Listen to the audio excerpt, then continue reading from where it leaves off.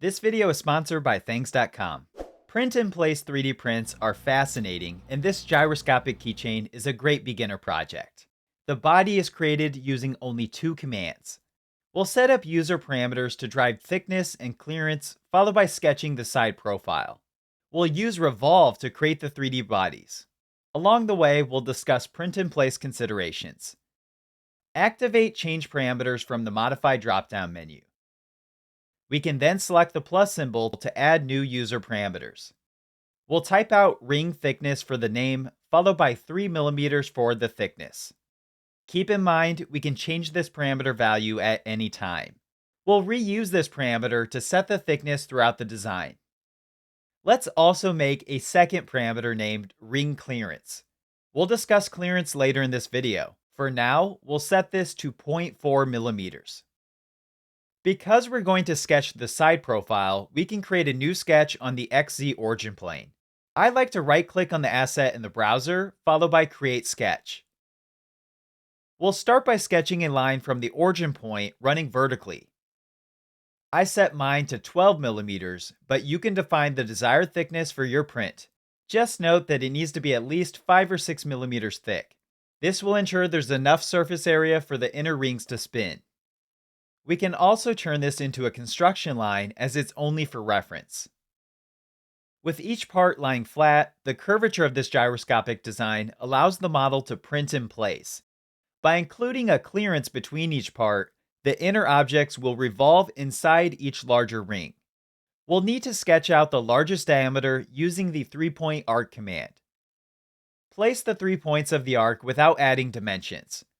This will allow us to use constraints before dimensioning. We'll start with a midpoint constraint, followed by the center point of the arc and the midpoint of the construction line.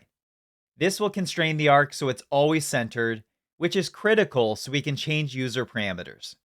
We can then apply a horizontal constraint to the end of the arc and the end of the construction line, making sure this is done to both sides. You'll find that our sketch is not yet fully defined. We can still drag the arc left and right.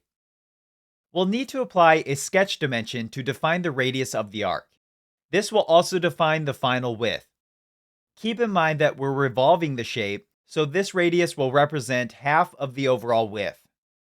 I'll set this to 20 mm, which means the final keychain will be 40 mm in diameter. We can now use the offset sketch command to offset the existing curvature. However, you'll find the offset geometry does not extend to the top and bottom. Let's click OK without defining the value, as we'll select the offset icon and delete it. We can instead use a sketch dimension to apply a dimension between these two arcs using our ring thickness parameter for the value. Because we deleted the offset relationship, we can apply horizontal constraints to each endpoint of the unconstrained arc and the fully constrained arc. We also need to sketch straight lines on the top and bottom. This results in a fully closed sketch profile, which is required by the Revolve command. We need to repeat this process, starting with an offset of the inside arc. Note that we'll need to turn off the chain selection option in the dialog, as we only want the individual arc segment to offset, not the entire profile.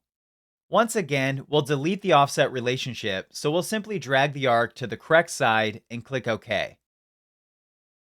After deleting the offset, create a sketch dimension between the two. We'll use the ring clearance parameter. This will ensure the inner ring has enough clearance to spin around. By using the parameter, we can easily change this for the entire model. Remember that your tolerances will vary based on your 3D printer and how you slice the model. I found 0.4 mm to be the ideal clearance, but 0.6 mm is a safer bet if your printer is not dialed in. To finish up this design, we'll apply horizontal constraints to the endpoints of the line and repeat the process. Remember to apply the ring thickness parameter to any dimensions that define the thickness. Using parameters with all dimensions will make it easier for you to change the clearance and thickness without having to remake the entire design. Print-in-place designs often take some trial and error.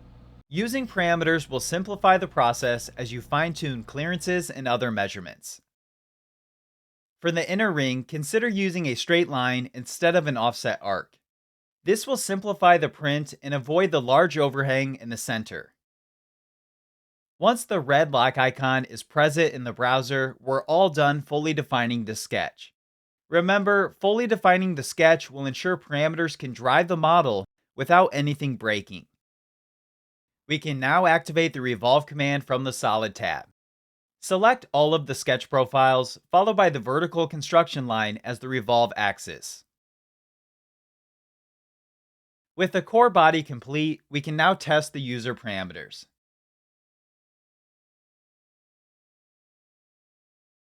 You'll notice the ring thickness and clearance can both be altered and the model will adapt accordingly. However, the ring thickness cannot exceed 3.5 millimeters without changing the radii of the outer arc. Consider creating an additional user parameter for the outer radii, which represents the overall width. A parameter could also be created to drive the height. Lastly, sketch a rectangle and extrusion to make the keychain portion. I also recommend adding a small 0.4mm fillet to all the edges of the ring bodies. This will help keep the bodies from colliding at the edges. You can download the free STL file for this design at thangs.com, which offers geometric search, unlimited file storage, and collaboration tools, all of which are wonderful assets to the 3D printing community. Thangs.com has also sponsored prizes for this month's 3D modeling challenge. Head to productdesignonline.com/challenge to view this month's themes and prizes. Be sure to check out the PDO Academy to learn Fusion 360 with our masterclass and additional Fusion 360 courses. You'll also want to subscribe right here on YouTube for more free lessons.